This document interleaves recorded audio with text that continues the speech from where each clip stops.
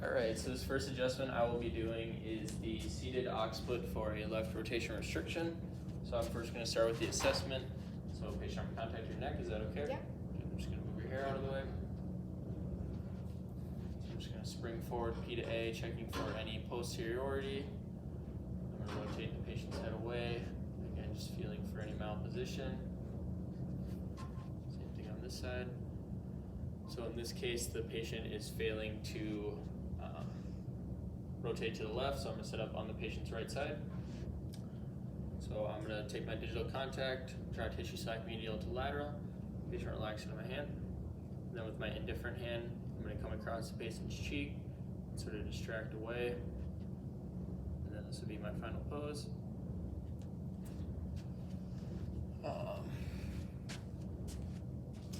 Next one, I will have the patient lying on their back.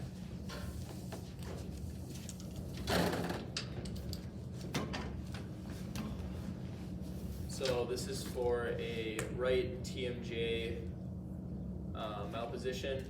So patient, I'm going to contact, is the headrest okay? Yep. So I'm going to rotate the patient's head to their left side. And then I'm going to set my pisiform on the TMJ joint. And then my indifferent hand is going to draw up from I to S. And then this would be my final pose. Next one would be the prone T6 right rotation restriction, right lateral flexion restriction. So for this one, I'll have the patient lying on their stomach. Is the headrest okay? Yep. So it's the patient's right side, so I'll be on their right side. Patient, I'm going to open your gown, is that okay? That's okay. So I'm going to first find my segment. So I'm going to go down from T3, go down, follow down to T6. And then with my cephalad hand, I'm going to draw clockwise torque, placing my pisiform on the contact, and then I'm going to reinforce that with my other pisiform. Then this would be my final pose.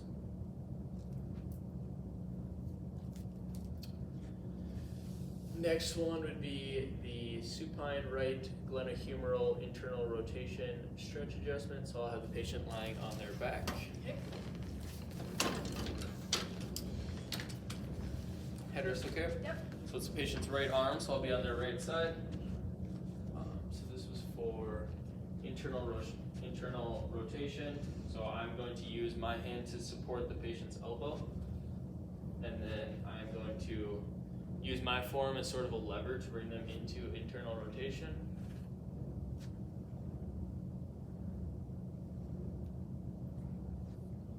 And then once I reach internal rotation, I'm going to do 3 successive twists with my hands, and this will be my final pose.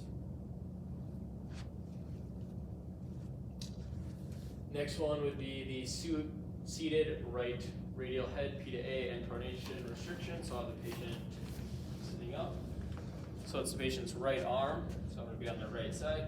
I'm going to pronate and extend the patient's arm, and then I'm going to take my thumb contact to the patient's radius, and then this would be my final pose.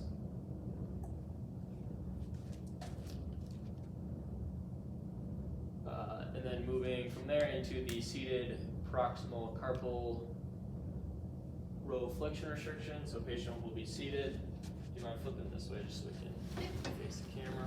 Yep. So the patient's right arm.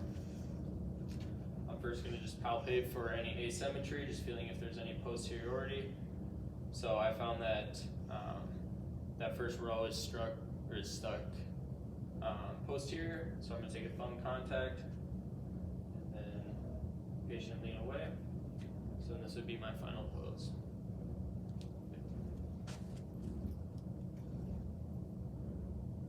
And then this next one would be the TL junction one. So I'm going to grab the thoracic board quick.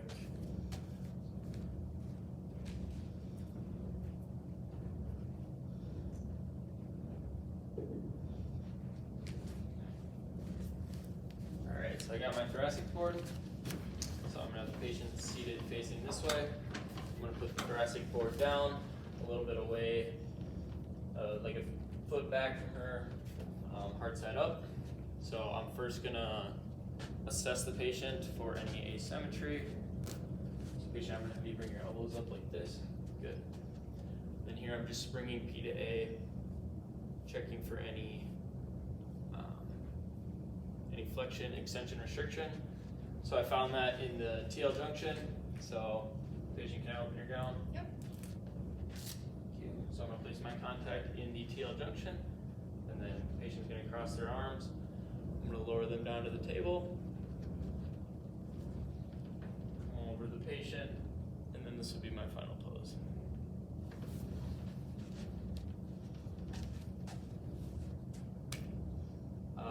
Next one would be the supine right hip. So I'm gonna have the patient lying on their back. Headrest okay? Yep. So this is on the patient's right hip. So I'm gonna start by assessing for internal and external rotation. Patient, I'm gonna contact your leg, is that okay? That's all right. I just kind of log rolling it, checking for any restriction. So in this case, the patient's hip would be in internal rotation. So I'm gonna take their leg off the table, get into a bunny hop position, and I'm gonna internally rotate their leg. And then I'm gonna distract away. And then this would be my final pose.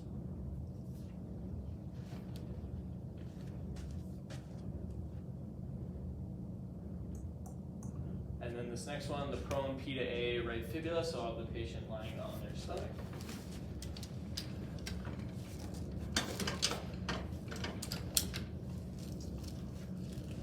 So this is on the patient's right side.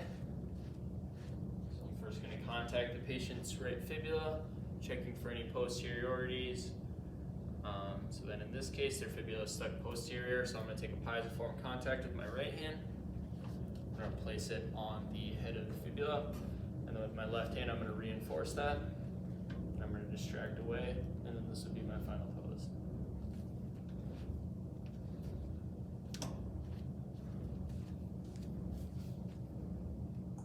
And then this last one, so I'll have the patient lying on their stomach. Here I will be assessing the first metacarpal, sorry, I meant lying on your back, my bad.